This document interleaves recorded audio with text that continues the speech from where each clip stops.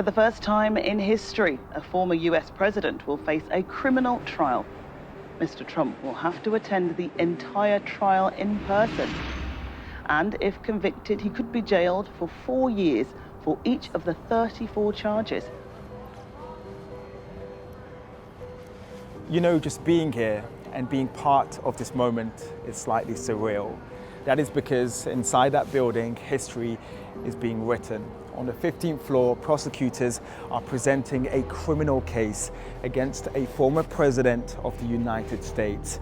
And in a strange way, the mood here might be muted, but it is intense because it feels as though we're all part of this unscripted reality TV show, and at the heart of it is Donald Trump. This is a giant witch hunt to try and hurt a campaign that's beating the worst president in history. What's going on right here should never be happening. It's a very, very sad day in America, I can tell you that. Thank you very much.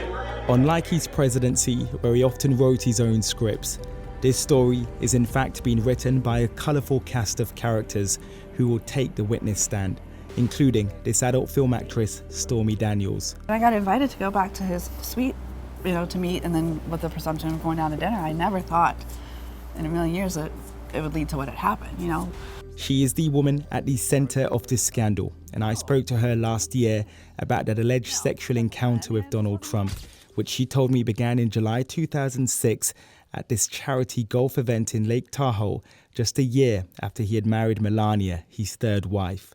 I just went to use the restroom and came out, and he had come into the bedroom and taken off most of his clothes, and that's when it kind of took a hard left. It was truly shocking, you know what I mean? Because it wasn't discussed or hinted at or flirted about, or, it's just like, oh my God, where are your clothes?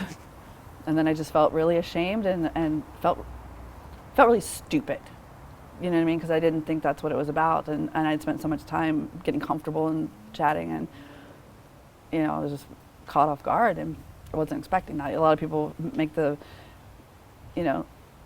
have the wrong idea that I went there for that reason. And if I had, to be quite frank, I wouldn't be talking right now, because it had been a consensual transaction and done deal, and I would move on, But that wasn't it. I wasn't even paid for over a decade later. Trump isn't being prosecuted for paying hush money to silence her, but for hiding the payment through allegedly falsifying business records. He also denies ever having the affair. I'm Mark DeMuro. I'm a New Yorker, and we're speaking because I, to my surprise, ended up being a prospective juror in the Trump trial.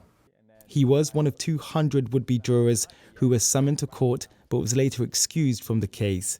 At the time, though, Mark was not aware of who the defendant was. When I went in, I thought that it was going to be a 3 to 5 day trial. I had no clue. And then we were ushered into another room, and to our surprise, Donald Trump and his attorneys and the judge and everybody else was sitting up there. And I remember looking at people that we'd been speaking with when we were just in the jury pool, and we were all quite taken by surprise. We had no idea that we were potential jurors in that trial. What was going through your mind when you saw the former president sat inside that courtroom? Boy, this is inconsequential. And then I immediately thought, there's no way I can serve on this jury. I have drawn satirical cartoons, if you will, on newspapers and posted them on social media. I thought, why? The defense attorneys would never accept me when they saw these drawings, and it would be a waste of taxpayer money and the court's time to be further interviewed. So I raised my hand and self-recused. So this is one of the pictures that I did that satirizes Trump. And I actually began doing pictures on the newspaper satirizing politicians when Nixon was going down. And I've also done ones on Hillary and Obama and whatever. And this image was the storming of the Capitol. Mark has since received a number of death threats, which he showed me, and says he's concerned for the safety of jurors involved in the ongoing case. What sort of messages have you received? There have been the ones, we know who you are, we know where you are, we're going to come teach you a lesson, or I'm going to come teach you a lesson, or me and my friends are going to find you and teach you a lesson. I did get another one yesterday that said if Trump doesn't get a fair trial, your life's going to be ruined forever. And I thought, I'm not on the trial. I recused. It was the responsible thing to do. But I did not imagine myself being in this situation. I'm actually thinking I'm going to get on a plane and go stay with friends in another state for a little while. A, because I'd like to see them, and B, because I'd like to just disengage from all this garbage. Is there an element of Donald Trump's character, the person who he is, because he is so controversial, that also made you think twice about wanting to be involved in the trial? Yeah. My father was a West Point grad, and he served our country with honor and distinction. He worked in intelligence.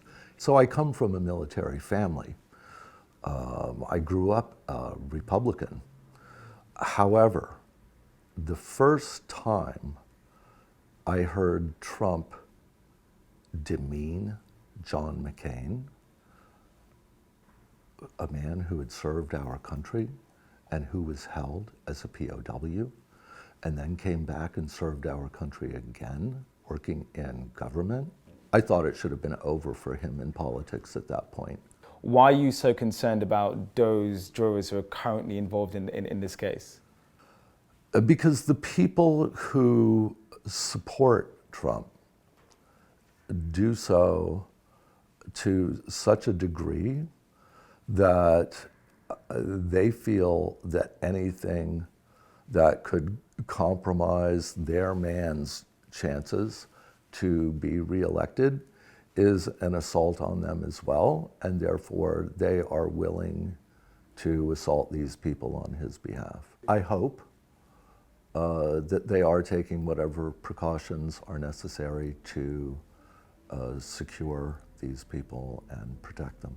You know, what person in their right mind would be like, oh, hey, I want to give up 6 to 8 weeks of my life to be on a jury for something that's going to endanger my family's welfare.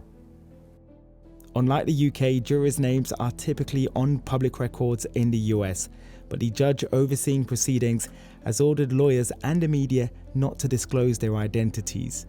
So right now, in terms of security, they don't have security when they go home. The only security they have is when they're inside of the courtroom, where no one's allowed to approach them, and they're placed in a separate room when they go in and out of the room to come into the courtroom. Aside from that is that they are an anonymous jury, meaning that the public does not have their names and won't have their names. But that's one of the precautions that the judge took in order to try to secure them, to provide some kind of security. But they're regular folks that are going home each and every day without security. If the former president, speaking hypothetically, is found guilty, what will that look like? If he's found guilty of these crimes, he's facing up to 4 years in jail on each one of those counts. Judge Merchan is going to have one of the toughest decisions he probably has to make in his life as to what type of sentence would you put on Donald Trump. And it may be jail. And he has to question whether, how will that look like? Well, that's something, I guess, for the jail system to try to figure out, because he's just responsible for handing out the punishment. Opinion polls suggest some people may choose not to vote for Trump in November should he be found guilty.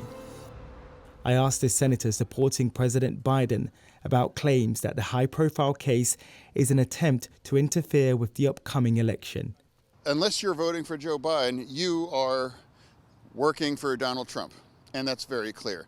And if you are going to play with that kind of fire, then you need to own the burn. And so, can I ask you about Donald Trump's criminal indictments? Why do you think people in this country don't understand the gravity? It doesn't matter at this point. People, for his supporters, the more kinds of thing like this, I don't know how, but it makes him even more popular. He absorbs all of that. But right now, we are going to figure out that the only way to take the threat from Trump is to beat him at the ballot. So it's really easy. Yeah, that's really simple. Yeah. Do you think in your lifetime you would ever see a former president face these sort of criminal indictments? Yeah. Hey, I paid at the office. I paid at the office over there. Our interview was interrupted by this pro-Palestine protester accusing Fetterman of having blood on his hands for supporting Israel in its war against Hamas. Shame on you! Okay, now go protest Hamas, all right? So, I mean, it's clear to see that this is an issue that's going to come up. Yeah, well, it's like this is where it's at here too. It's just like now it's like, yeah, okay. They should really be more original about it. They've been doing this for the last 6 months, and it's not going to change any views. And we've got we got some of those nuts, in our office right now. They wouldn't leave. Go Hamas! Go! All right, now what? Did you ever think in your lifetime you would live to see a former U.S. president appearing in court, standing trial? No, and I never thought we would see that a former president with a mugshot could be used for fundraising. World leaders are also closely watching this unprecedented moment, and some have even been meeting with Trump in an attempt to build relations should Biden not be re-elected.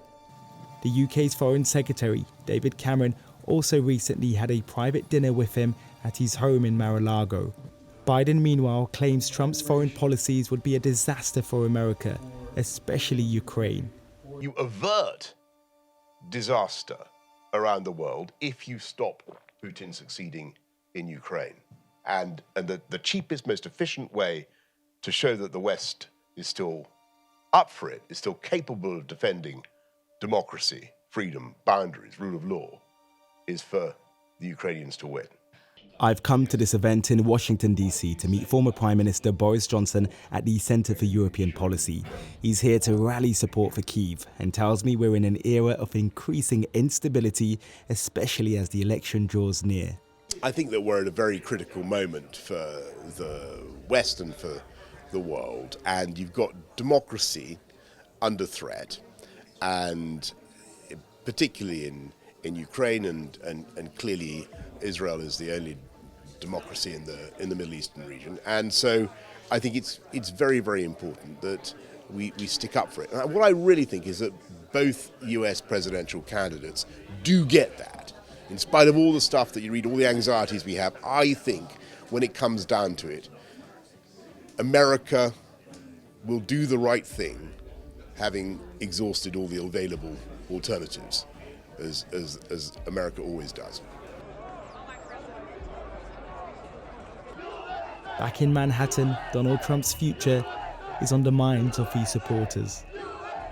There are so many people across the world who are watching this, and it is so embarrassing, isn't it? You have a former president, accused of multiple offenses. The progressive liberal Democrats, not accused by everybody. It's a select group of activists who are just ruining the country. I mean, we have such a deterioration in just like 2 years. It's shocking.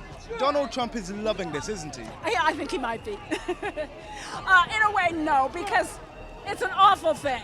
But I think he's making the best of it. That's the way he is. He's very resilient.